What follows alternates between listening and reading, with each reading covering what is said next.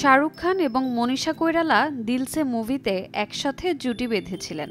সেই সিনেমায় দেখা গিয়েছিল প্রীতি জিন্তাকেও। তারপর তাদেরকে বড় পর্দায় একসাথে খুব একটা দেখা না গেলেও তাদের মাঝে গড়ে উঠেছে দারুণ বন্ধুত্ব, যা আজও অমলিন। সাম্প্রতিক সময়ে এক সাক্ষাৎকারে ১৯৯৮ সালে মুক্তিপ্রাপ্ত দিল সে সিনেমার কিছু স্মৃতি স্মরণ করলেন মনীষা। স্মৃতি হাতড়ে মনীষা জানালেন, শাহরুখ প্রথম দিন থেকেই তার ভালো বন্ধু। শাহরুখ যখন মাউন্ট মেরি অ্যাপার্টমেন্টে থাকতো তখন প্রায়ই শাহরুখের ফ্ল্যাটে জমে উঠত আড্ডার আসর।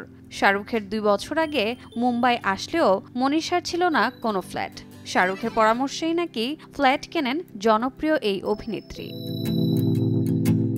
মনীষা আরও বলেন, কাজের সুবিধার্থে ফ্ল্যাট কেনার উপর জোর দিয়েছিলেন কিং খান।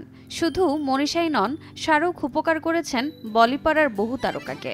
বুঝিয়েছেন বড় হতে হলে বড় স্বপ্নও দেখা প্রয়োজন। মূলত শাহরুখের এই দৃষ্টিভঙ্গির কারণেই তিনি ইন্ডাস্ট্রির সিনিয়র থেকে জুনিয়র সবার এতটা প্রিয়।